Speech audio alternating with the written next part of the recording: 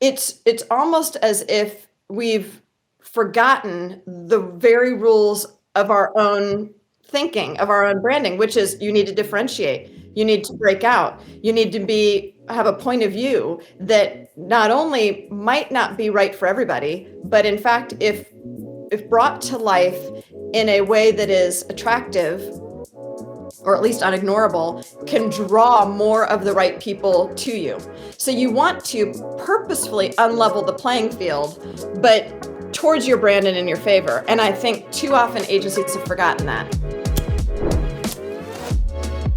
This is Brand Story, a podcast celebrating the stories of real people who are making an impact on brands, business, and the world around them.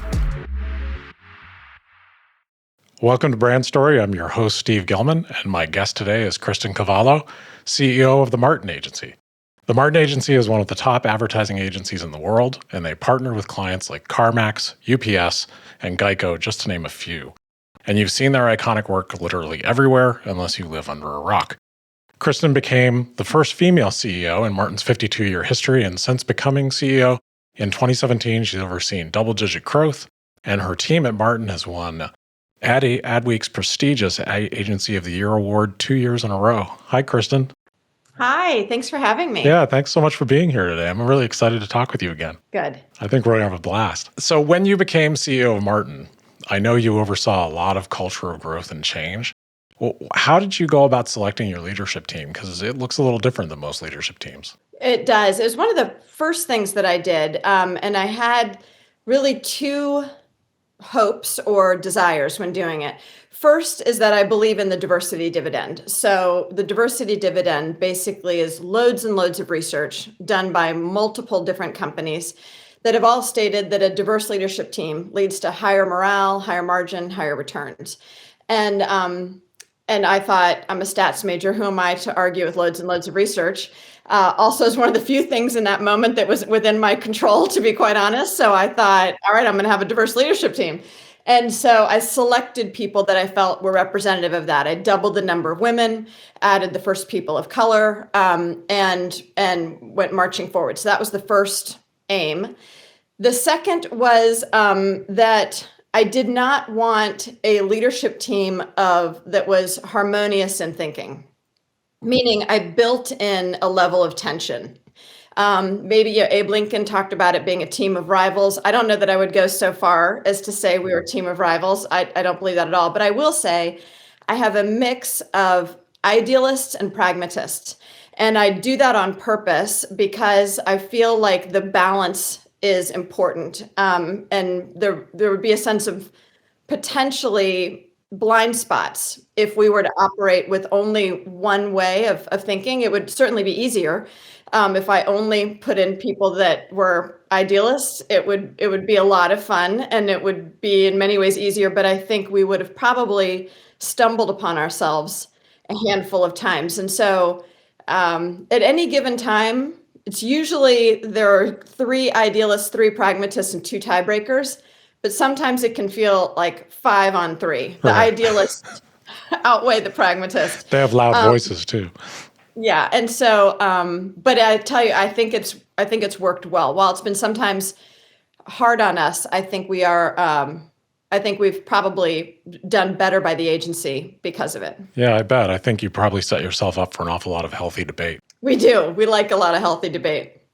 That's a fun way of saying it. Yeah, if you have too many pragmatists, you're just going to cut to the chase, and you're not going to have that focus on inspiration. So I think that kind of balance, that's really admirable. I love hearing that. Well, it's funny. When I was growing up, I was told earlier on in my career I'd probably never make the C-suite, and one of the reasons that the person gave me was they said, when you walk up to bat, you go for a home run every time, and sometimes you need to learn that getting on base is really valuable. And because you have 400 people following your lead and they all have probably 3 people at home, you need to be more measured sometimes in your ambition. And I find the words measured and ambition sometimes hard to put together in the same sentence. Sure. So I thought, okay, well, I think I want to be in the C-suite. I'd never thought I wanted to be a CEO. In fact, I knew I didn't want to be a CEO, but I did have ambition to be in the C-suite. And so I thought, if I know this about myself, then I should protect my flank side, so to speak, and make sure that I have a balance of that pragmatist perspective in my ear, so that I can weigh all the options and know when I'm ignoring them or when I need to really give thought to what they say. That's very smart because the mark of a great leader, I think, is someone that surrounds themselves with people who are better at things that they're just not as good at. So it sounds like you've done that because if you have the energy and the ambition, you want to hit a home run, you need those other people to balance that energy. Yeah, exactly. That's really cool. So I wanted to ask you this, what is the worst thing and what is the best thing about being a CEO? The worst thing, I'll start with that. The worst thing, and this is probably only true of advertising. I mean, I've never been a CEO before this, and I've never been a CEO in any other industry. But I would say that in advertising, the higher you go past a certain level, the more removed you are from the work. And so I sometimes don't see the ads until you do. Yeah. I try to see as many of them as possible before they go out, and my executive team meets every other day. We did meet every day during COVID. We meet every other day, and so we're all talking about the work a lot. I think we meet much more as a leadership team than most leadership teams I know. Before COVID, it was every other week. Then during COVID, until just recently, it was every day, and now it's every other. But we have a text stream that goes on all day long, every day, all weekend. But I would say that I miss sometimes strategizing about brand problems. I am a strategist by nature, and I love meaty, juicy business problems more than anything. And for the most part now, the juicy, meaty business problems are more my own, and they are less the client, forming. And so I miss that. I would say the best part is that I am not an incrementalist. And when I took over the company, I would say it was a time where there was a lot of emotion running. And the benefit of that was that more people wanted change than I think people normally do. I think humans are normally resistant to change. And I came into that position in a moment when people were demanding change. And that has been probably one of the most invigorating feelings of my career, is to have 300-400 people all wanting something that you can define as future setting, and not feeling the obstacle of incrementalist behavior. It's incredibly, I don't know that unless I just keep only going into crisis moments, I don't know that I'll ever have that again in my career. So there's always this natural tension between maybe where an ambitious thinker wants to go and kind of a conservative thinker, and then measuring the risk and reward of that. But in that moment, those first 2 years, everyone wanted change. And it was like, it was like being, I felt like Tom Brady.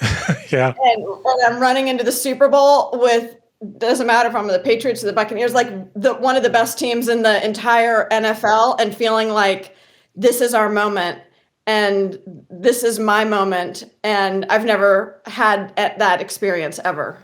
Well, what a perfect fit for your way of looking at things and your talents, because being able to shoot for the fences. Maybe relating myself to Tom Brady. Yeah. Like, there will be a lot of people who see this afterward.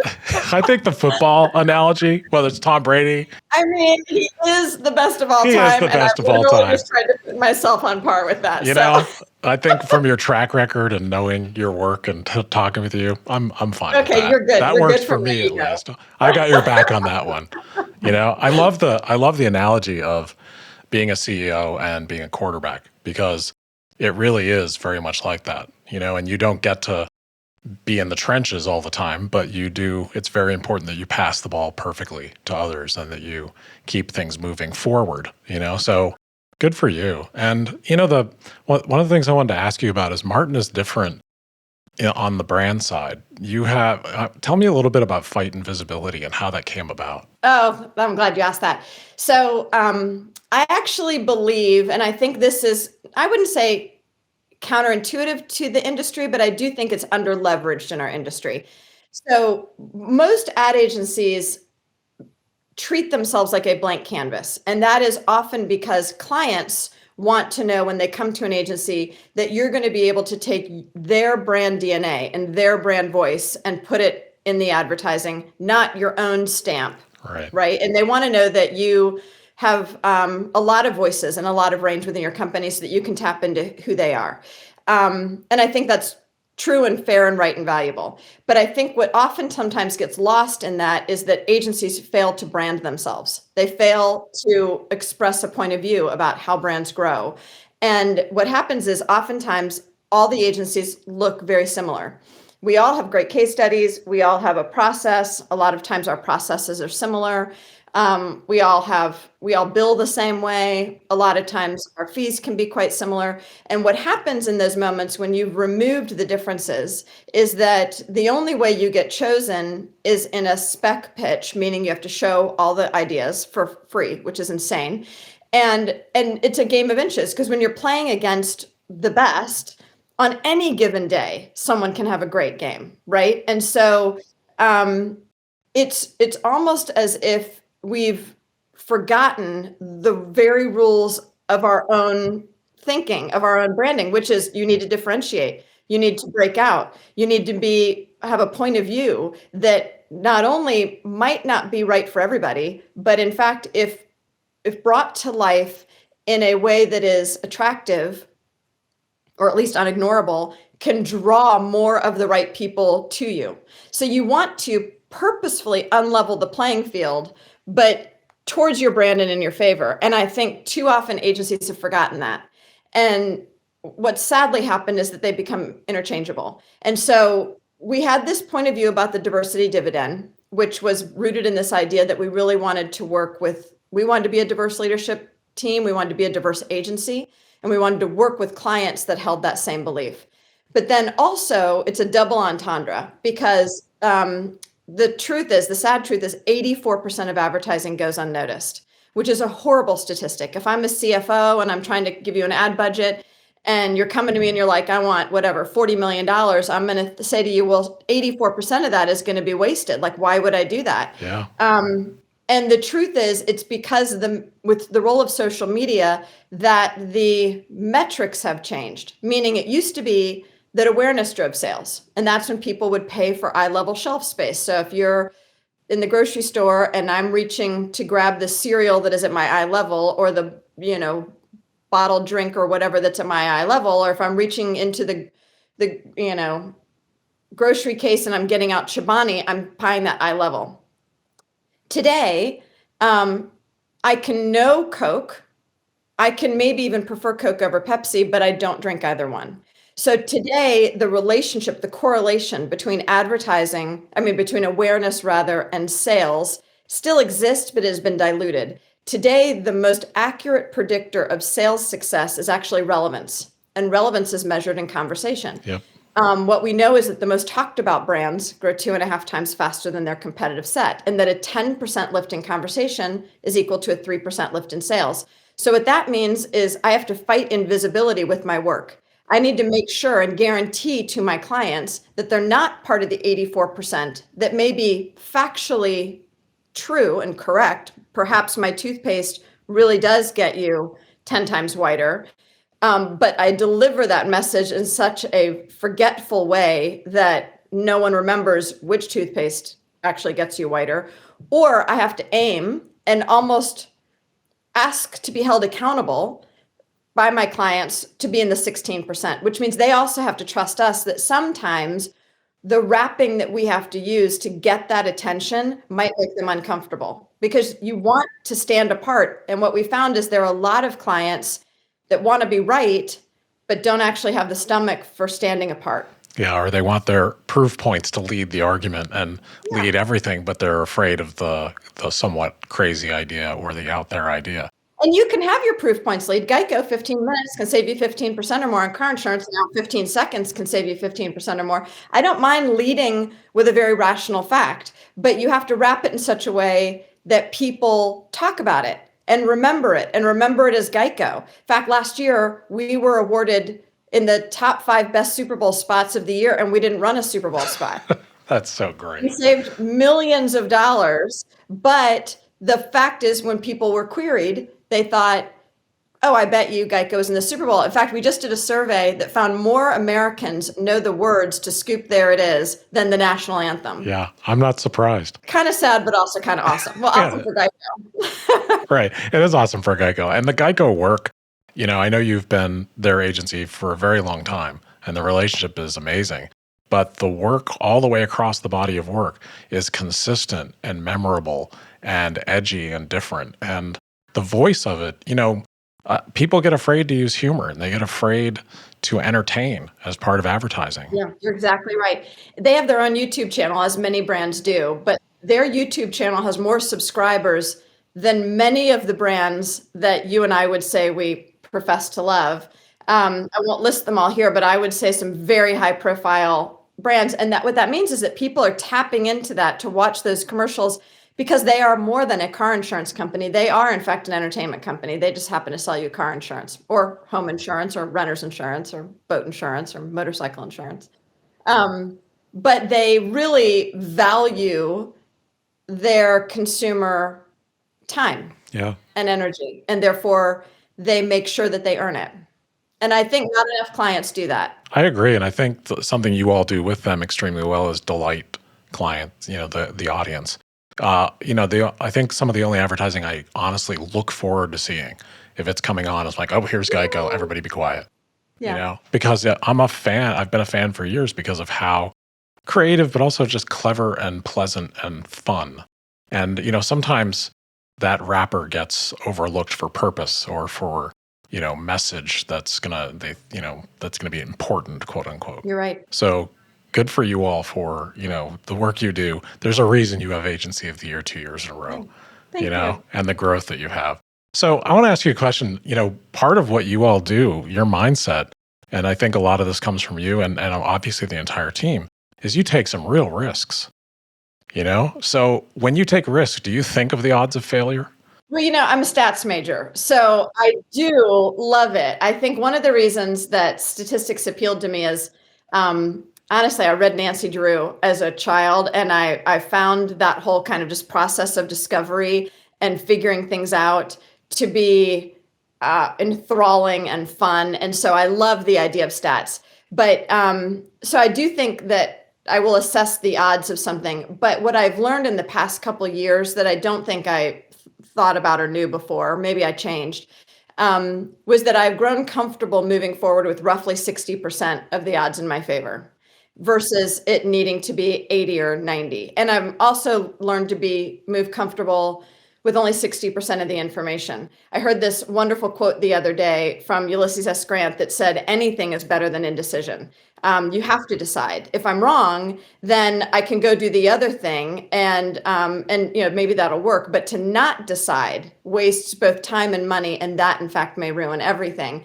And I think one of the keys to our success in the last 2 years was the fact that we were decisive in the middle of a lot of storm. None of us had ever been in that scenario.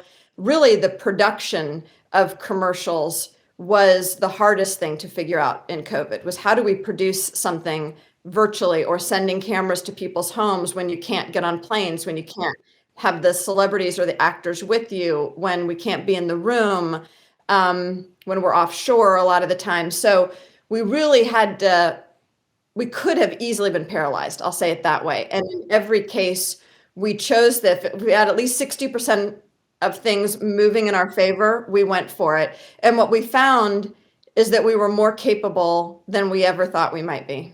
And I think that's one of those life lessons that I will take with me from here moving forward, regardless of how I choose to spend my work life. I will take that as a life lesson. Wow, that's a great life lesson. I have written on my wall in my office over there, make a decision, any decision. The worst thing you can do is hedge. Yeah. Now, I will say, I think I am fortunate in the sense that advertising as a vocation it attracts people who are hired to change something and they're open to transformation. And in fact, that's usually the assignment. And they are thick-skinned because things are constantly very dying. thick-skinned. And so in terms of their ad ideas, and so they're resilient. And they're willing to stand alone. And I think I think I'm fortunate in the sense that if I was running a company, a different kind of company, I might not have a staff. I mean, maybe if I was, running a hedge fund, I would have similar people. Not to say that we're gamblers, but I would just say if you'd have a certain mix of bravery. But I think advertising leans towards bravery because of the resilience, because of the openness and transformation focus. That it was easier to lead people forward with 60% than if, for say, I was leading a bunch of other people who might feel less confident in the middle of a storm to bet on themselves. I am surrounded by people willing to bet on themselves and willing to bet on each other. Not always do we do it as well as we could, but I think that is actually my primary job now, is to help remind them to bet on each other and remind our clients to bet on us and remind us to bet on our clients. Man, that's amazing to hear because, the nature of creativity is that it's always really creative people are usually very fearless or very brave at least. And, all great things come out of being locked in a box. You have to have a challenge and a wall to get over. Right. So creative people love that. Yeah. And, if you wait for 90% safety, the world has passed you by. That's exactly right. So, that comes, there's a lot of like industries and people and clients that have, fear of like, oh, trying something new and different. It's very scary. It can be very scary for people. So how has fear impacted you? And where is that line for you? Like, where's the line between fear and adventure? You know what? It's such a good question, because sometimes people will say to me, "Oh, you're fearless," and in fact, Steve, that is 100% not true. Like, I am incredibly motivated by fear, and I know that makes it actually sound positive, but I will tell you, fear for me is it is a close ally, and it is also a close, devil in my ear. It is something that I know affects my psyche. And so I have tried to learn to live with it. And so when I'm not at work, I will purposefully choose to do things that I am scared to do because I believe that if I get to the end of whatever that thing is, that I will have learned to trust myself or my gut, or I do put my faith in others. So my son and I hiked Kilimanjaro and we got open water certified. And recently I hiked this trail called the Salcante Trail into Machu Picchu. And all of them, I would tell you, I was 100% unprepared for. I mean, like that. I'm not. I'm a normal human. I'm not one of these people that does Ironman types of activities. I've never done a triathlon. Like, I bought my hiking boots before going to Kilimanjaro. Like, I bought them at REI. I bought hiking sticks. These were not things that I owned previous to this. And so some might say that's just a high level of stupidity. But I did, I trained. I got a backpack and I put 30 pounds of laundry in it. And I got on the stair climber and watched Law and Order SVU. But I'll tell you, when we reached the top and my son turned around and looked at me and he had kind of tears in his eyes, I will never forget that moment, for the rest of my life. I was so proud of us. Oh, I'll tell you what I dramatically underestimated was the descent. And if I had done a little bit more homework, I would have found that most people that hike would tell you that the majority of accidents and injuries happen on the descent, not on the climb. And that is no joke. I 100% have learned to value the descent of anything. I think is actually in some ways harder than the journey up, because when we just said to ourselves 3 years ago, we're going to be agency of the year, like we were like 8-ball corner pocket, we're going for it, and we all marshaled together, and we were like, yeah, and then you get it, and then you're like, well, what now? And you can see that like the adrenaline crashes and people split because they've got the accolade and they've worked really hard and it's always been in pursuit of this thing. And then to keep the team together, to keep emotions going, we had to set another goal and then another goal in order to continue to have that momentum and that hunger, I think. And so I had underestimated, I think, the importance of the dissent in all of that. And I think that I've learned a valuable lesson. That's a great lesson, and it takes a great leader to get people through the dissent. Yeah, I'm still learning. I'm rooting for you guys for 3 years in a row, so you keep at it. We would be the first. I know. That's why it never happened. So I'm in your corner. But to go back to your football analogy, that's why teams don't repeat Super Bowl wins very often. Yeah. Same exact reason. The peak experiences are hard on the descent. They are. You're exactly right. That's just such a great thing to learn. So what do you think is a trait of yours that you used to think was a weakness that you now might think you've learned to value some? Well, that fear. That fear? That fear. Because now that, this is horrible.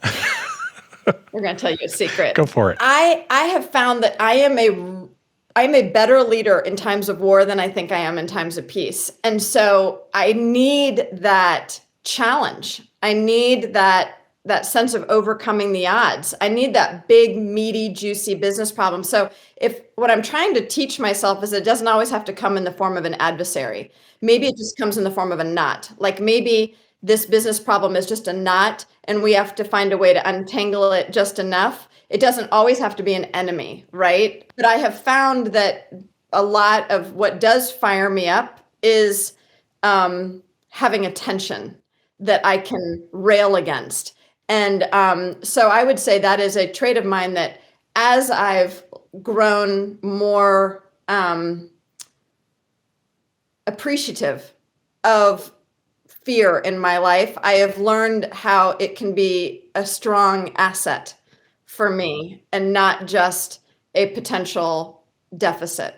Or something just to overcome. It's something you can use and work with. Yeah, that's a great way to look at it. As long as I don't necessarily assume that everyone around me is motivated the same way. I have to be conscious of the fact that I don't think we're meant to live in suspended states of fear, like we have been probably since 2016. And so I think that letting my politics squeak out a little bit. Sure. But I think that because of that, I have to remember that other people might need security in order to propel forward, and others might need a sense of safety in order to do their best. I tend to be at my best when I'm up against something that looks hard, but I have to remember that not everyone else is motivated the same way. And so I have to work within my leadership team to make sure that we provide a lot of both great ambition moments, but also the security and the safety nets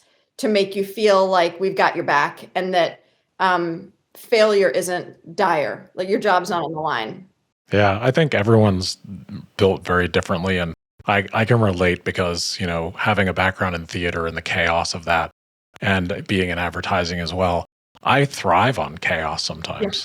Yeah, I do. I get really, when there's a big change or a problem, I'm like, all right, let's go. Let's go. And I know some people are like, no, this is scary. I don't want to go. And I always have to keep that in mind too, that I might get fired up when something changes. Not something on the scale of the pandemic. No one really enjoyed that much or is still enjoying it. But, the things that come, the problems that come and the challenges that come. I think there are certain personalities where we just get, when it's sudden that it happens, it wakes me up and I'm ready to go. And it's funny, my last boss at my last job, Joe Grimaldi, he was the CEO of Mullen Lowe when I was at Mullen. And when I asked him, we had this really special leadership team. And it was a team that I kept thinking, how did he see this to put this leadership team together? I know that I wouldn't have seen it. And he said, well, I looked for three things. I looked for people who smile when blinded by headlights. That was his first one. I love that. Who have stable legs on unstable ground.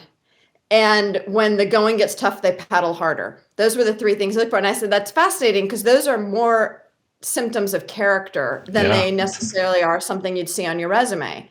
And he said, that's because the only things I can ensure are that change is coming, that the bottom's going to fall out, and that every once in a while, something's going to come out you that you did not predict.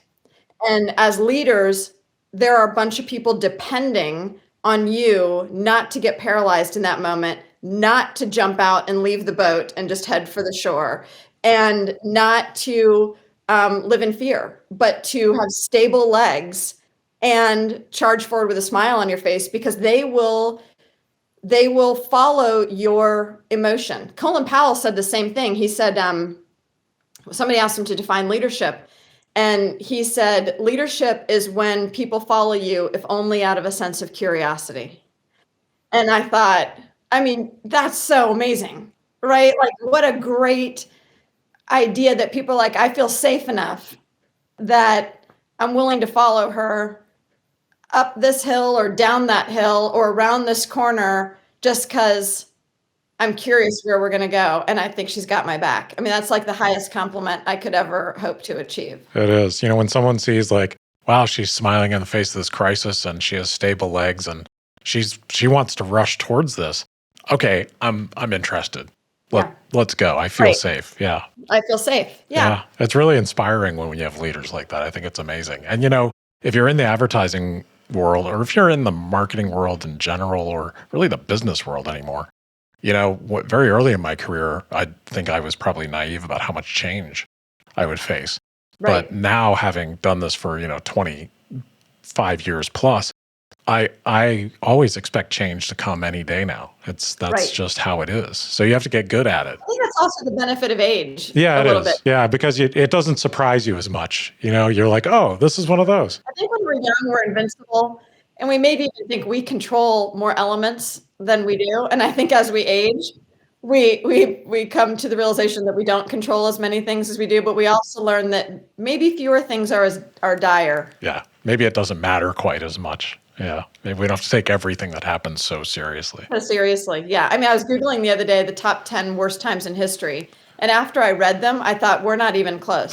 Yeah, I know. And yet, if I watch the news too much, I feel this sense of anxiety, like this has to be like the world's ending. The world's coming to an end. And then I Googled it and I was like, nope.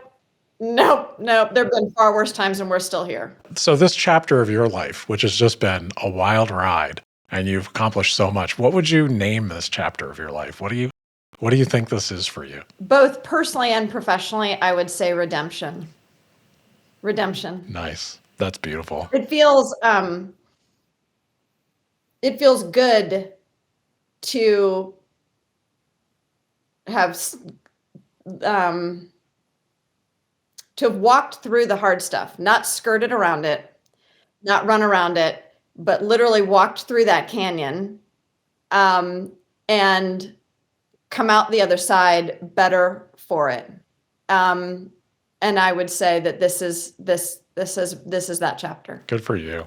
So what was it like for you growing up? I know when you were in college, you were a statistics major, and how you got from statistics to where you are today. That's something I want to hear about.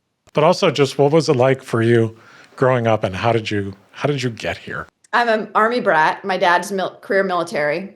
I'm the only daughter. I have two brothers. I'm in the middle child.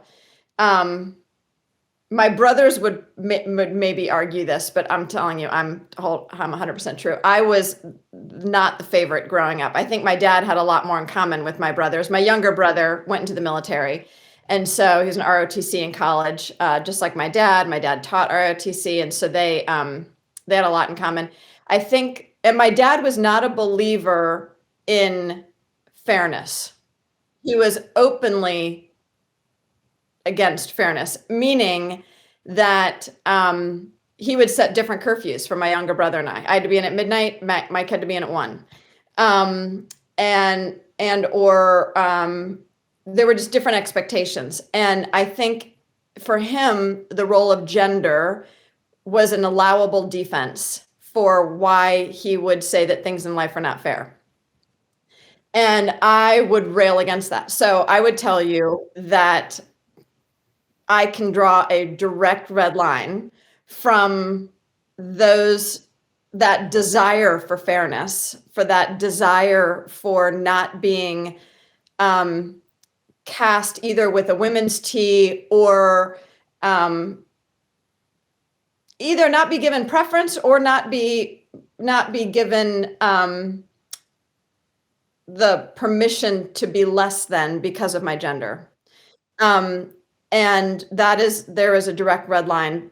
And I have a wonderful dad, had a wonderful dad. He's passed away, but I would not, this is not an indication of his parenting. But it was, in fact, I think everything he did out of love, and he did out of care. And I'm not even sure, I think he's probably right. I mean, I do think different things happen to girls after midnight than Sure. maybe happen to boys after midnight. So I do believe all of his instincts were born from a good place, but it very much made me yearn for fairness in life. And so, like, one of the first things that we did when I had a female chief creative officer when I first became CEO, and I think at the time we might have been the only female duo leading an agency of our magnitude. And the first thing we did we established equal pay. Good for you. And it was one of those moments where, neither of us had a lot of prep time. People interview for jobs. We did not interview for our jobs. So I had 22 hours to prepare to be a CEO. And so I wasn't interviewing. I didn't have a 90-day plan. I didn't have a 30-minute plan. And then I begged Karen to come in with me, and she didn't have any of those plans either. So we sat down one afternoon and we're like, gosh, we've got about 30 minutes till our next meeting. We should talk about what we want to achieve. And she said, we should do equal pay. And I thought, oh God, that's brilliant. And we both immediately were like, yeah, it's the one thing we've always questioned in our own careers, is where we paid fairly. And so I do believe, whether subconsciously or consciously, I think that came from that youth of not feeling like things were equal. Absolutely. So I don't know. I do think, but I also think the idea of running towards burning buildings also came from my dad. I think people that choose a life in the military, and he volunteered for Vietnam, so he was actively choosing to walk towards conflict and trouble, not to walk away from it. And I think he inspired in the three kids that same sense of responsibility and accountability, which is that people are depending on you not to falter, and even more so, you will be valued and rewarded if you lean forward in those moments. And so he always was teaching us to think for ourselves. Like, there were times it was super annoying. Like, we would ask him what time it was. We didn't have watches, and he taught us how to make a sundial at the beach, and then we had to sit out there and wait for the shadows to figure out what time it was. Because he was tired of us asking what time it Sure. was. So we put sticks in the sand, and then he taught us how to measure the shade, and we were like, oh God, this is awful. And we've never used that again. But really, I think what he was trying to do was teach us to think our way through problems and not depend on other people. And to be resilient. And, the growing up in the Army too, I think, as an Army brat, or, traveling and all the things you probably did, that really prepared you for some of these crisis situations, because I'm sure you were meeting new people and being just rushed into new situations all the time. Yeah.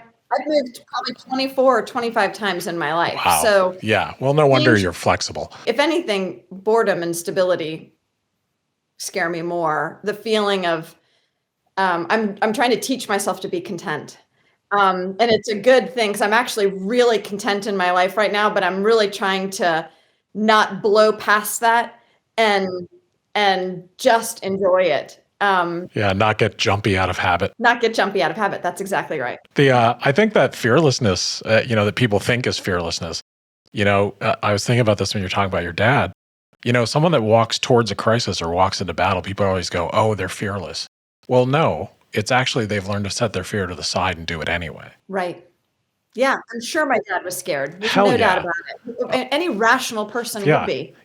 Unless you're a sociopath and crazy, you're terrified, but you're just doing it anyway, because the other people are more important to you than your safety. Yeah, I read a quote once that said this: the goal is not to rid your stomach of butterflies, but to make them fly in formation. And so I think there's that sense of, how do you use that anxiousness maybe in your favor, right? Yeah, as a tool. How does it hone your skills? How does it keep your eyes and ears open? How does it make you think less like this and more like this? Yeah. And at a very small scale, I've been an improver for years and performed improv. And improv is terrifying. You're getting on stage not knowing anything you're going to say. You have to trust your subconscious. And honestly, one of the things that I always help students try to reframe is people go, "Oh, I'm so nervous," whether it's for a pitch or a performance, whatever venue I'm in. And I'm like, "Are you nervous or are you excited?" Because there's a Mm, very, very fine line between those two things. So just at yeah, least ask yourself that question because they feel the same. they feel the same. That's interesting. Physiologically, it's the same thing. So, when I first started performing, I was terrified, and most people throw up before their first improv performance. And I realized, hey, wait a second, I just got to start reframing this for myself intentionally. And now I don't mind. I'll just get up and do it. And, I'm like, yeah, I get the butterflies. I start to feel sweaty. And I'm like, oh, I'm so excited. You know, it works. Oh, that's great. Yeah. Reframing. Yeah. Reframing is incredibly important, I think, to be able to just get through challenging situations or face fears, do things you're uncomfortable with. Exactly. So you're in a position where you have to say no and you have to say yes and you have to do it quickly without a lot of information. So can you talk to me a little bit about saying yes and no? We say no quite a bit to new business opportunities, to sometimes to relationships. And it's hard in this business because you're always waiting for your next phone call. And it's easy to say yes to too many things out of fear that the phone's not going to ring. Like this might be the last thing I get all year, right? And we're all, I think, advertising agencies suffer a little bit of that um, syndrome of I can change them, So you sometimes take things that aren't right and they're not right, but you kind of think I'll win them over with my cleverness or my creativity or my case studies or whatever. And the truth is, you kind of know if somebody's willing to stand apart. You know if their culture values creativity. You know if they have processes that turn horses into camels.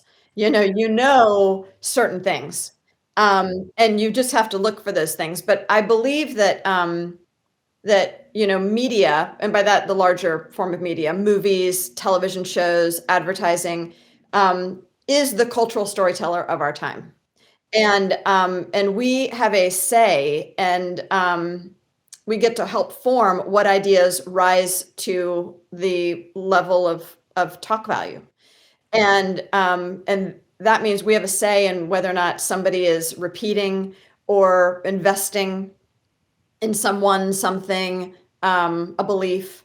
And I think we have to take that very seriously because, like any tool, that same tool in the wrong hands could be devastating, right? So, um, we really want to align with people that believe, like we do, that that is a huge responsibility, that we have the responsibility to tell better stories, to break stereotypes, to do some good in the world.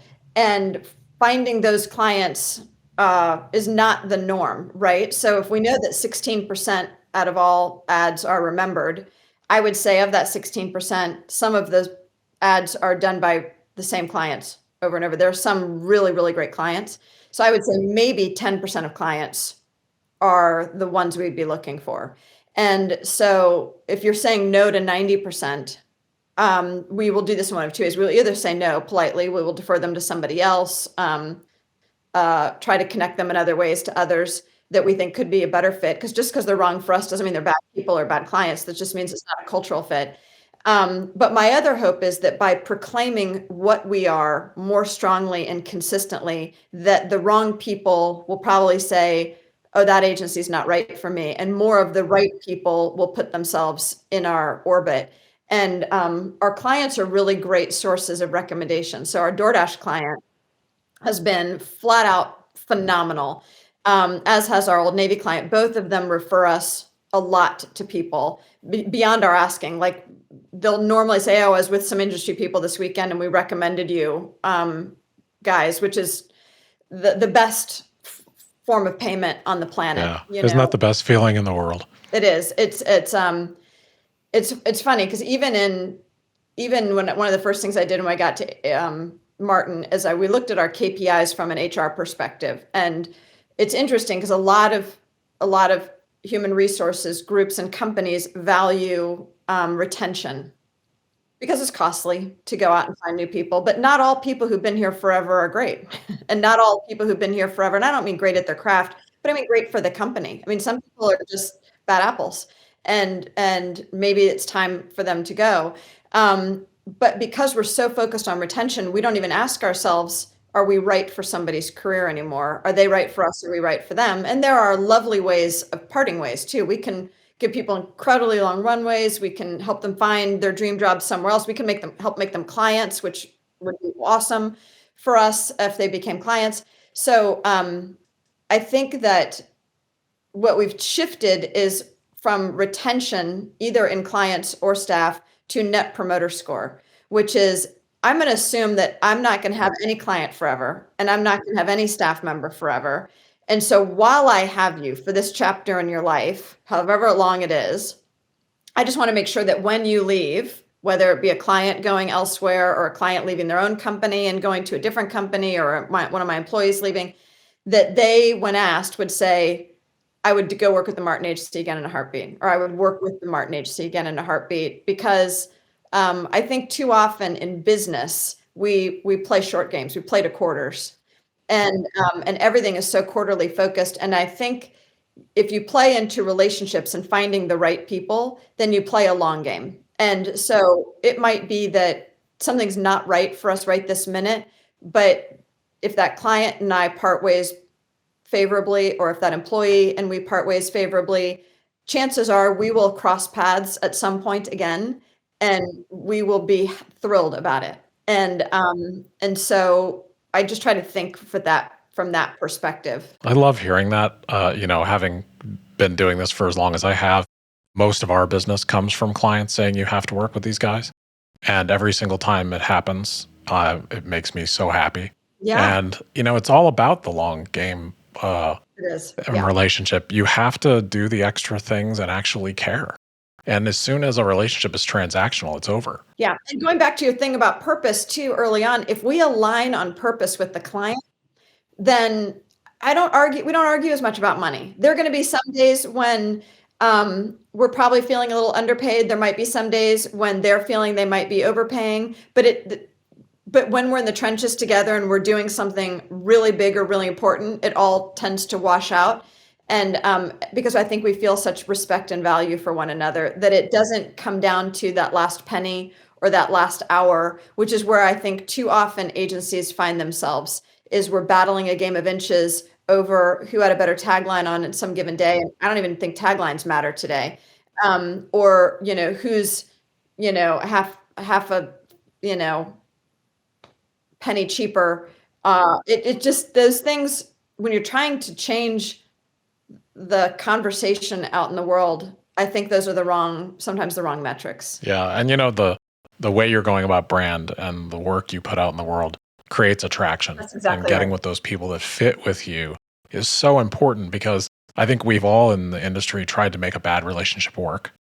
And that is just a march for diminishing returns. Talk about losing money. Yeah. Losing money and losing time. Yeah, and this losing life force, it's like a emotional loss, and it's just too much. And it affects your self-esteem It too. does. Like you walk out and you think, I'm not capable. And the worst thing you can do in advertising, because we're an idea business, like we don't invest in machinery or things like that. We invest in human brains and confidence. That is 100% what we invest in. If someone is feeling confident, their ideas are better. And clients always ask me, like, what's the best thing I can do to be a great client?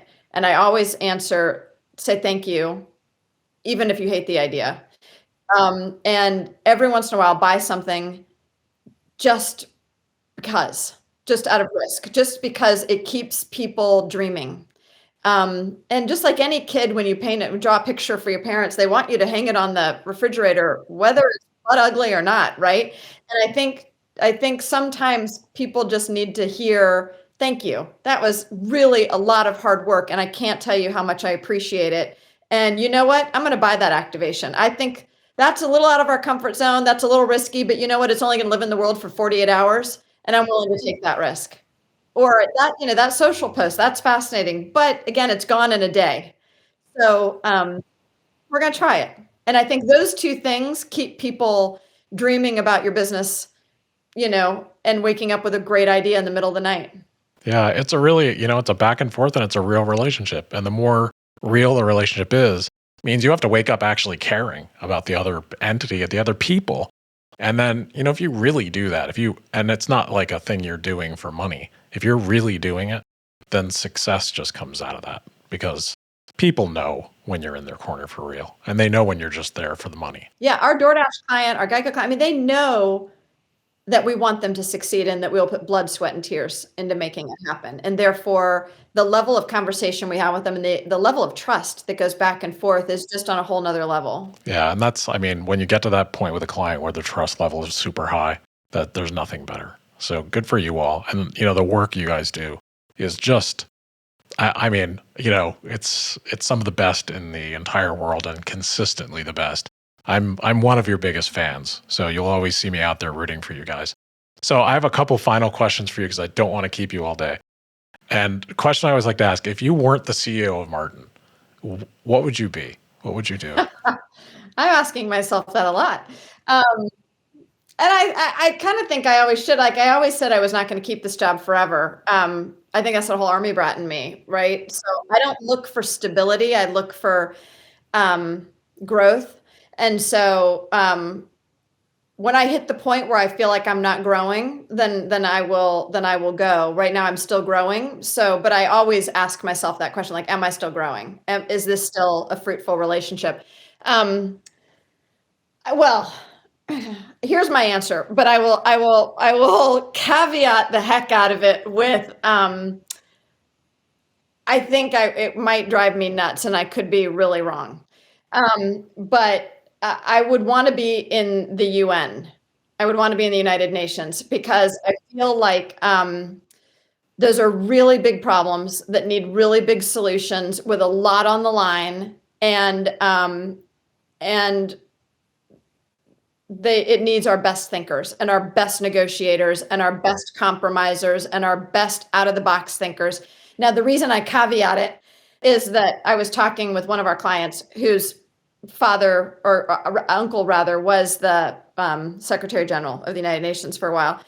And he said, the thing about advertising is that you get to see the fruit of your labor very quickly, in the scheme of things. And the hard part about diplomacy and even government policy is that if you get maybe one substantial thing done in 4 years, it's a win. And then you have to be cognizant of the fact that the next person coming in can undo it, overnight. And I think I would find that in advertising, people are always undoing what you've done. So I think I could get past that, but I don't think the costs are way higher. Yeah, they are. We're talking about, refugees or feeding the planet or saving the planet. Like, I think I would have my heart broken more often in deeper ways. And I think I would find the lack of urgency, even though I believe those topics are of the most urgency, I believe the speed with which that area operates compared to private sector, I would find incredibly frustrating. But I've often thought, like, Bill and Melinda Gates Foundation or the United Nations would be like where I would want to be, like, it's game time. Yeah, I love how I think we'll always find you running towards the battle, running towards the jungle. So good for you. That's really admirable. We'll see. But if I'm like, in 10 years, if I'm still sitting here and talking about ads, you need to come call me out on it. Yeah, I'll find you and figure out what you're doing, and then we'll have this conversation again, because this has just made my week. This is so much fun talking with you. So last question, because I got to get you out of here. If you would give your younger self any advice where you're sitting now, what would it be? So many. Oh my God. I mean, I never took a class in advertising in college. I'd probably be like, take that class in advertising. Some of it is so cliche. Like, I think I worried too much over what I studied and whether or not it would be a direct line to my vocation. And it's really not. I mean, I would say, take a lot more debate classes, learn how to make sure you've mastered public speaking, learn how to write, because in a world of emails, like, some people only know you by your written word. I would say, take a lot more debate classes, learn how to make sure you've mastered public speaking, learn how to write, because in a world of emails, like, some people only know you by your written word. I would say, take a lot more debate classes, learn how to write, because in a world of emails, like, some people only know you by your written word. So I would probably tell myself things like that. It took becoming a single parent for me to be, I think, a little bit more ambitious in life. So my son and I decided early on we would have more stamps in our passport than candles on our birthday cake. And so it meant that every year we had to go somewhere out of the country. And we have. I mean, he's moved out now. He's 25. He lives in Colorado. But until all the way up until COVID, we did that. And even 2020, we did that. We went to Scotland right before COVID. And I did passport stamp last year in 2021 in Peru. But the kids and I have done all 7 continents. I mean, my daughter hit all 7 by 13. Like, and if I had been overly rational, I would have said, don't do that. I mean, there are some people who are just taking their kids to Disney in 13, and I'd never burdened myself with feeling like we have to see everything. I just want them, I want to develop a taste in their soul for adventure, and then they can go back if they want. So I would take more chances. I would do things like that. I would trust my gut more. But I mean, I've made some doozy mistakes. I mean, some really like knock yourself down on your knees, question all of your life decisions, mistakes. But gosh, did great things come out of them. So it would be really hard for me to go back and be like, well, if I hadn't done that, then this wouldn't be there. And so it's hard to look back and want to prevent much of the course of my life, because I feel like life on the whole, I mean, I'm only 53, but life on the whole has dealt me a good hand from where I am right now. And I am very happy, and I have great healthy kids, and I am healthy, and I am energized and intrigued by how I choose to spend my day. And I have good friends. Knock on everything. I feel bad. I mean, I feel like, oh God, the shoe's going to drop. But if I had to go through everything to get to this, then I wouldn't change much. I would just tell myself to hang in. Even when things look dire, hang in. Yeah, I think your sense of adventure and your ability to know that sometimes fear is a liar and to be able to overcome it is just so admirable. Oh, I'm totally stealing that line. Fear is a liar. I'm going to quote the heck out of that. Well, good, because I think there's like 10 things you said that I'll be quoting. That's a good one. Yeah, well, this has been such an inspiring conversation. I can't thank you so enough for this. Oh, for me too. Thank you. It made my day. Want to hear more inspiring stories? Subscribe on your preferred podcast app so you don't miss an episode. And if you like what we're doing, please rate, review, and share. It's the best way to support us. Thank you for listening to Brand Story.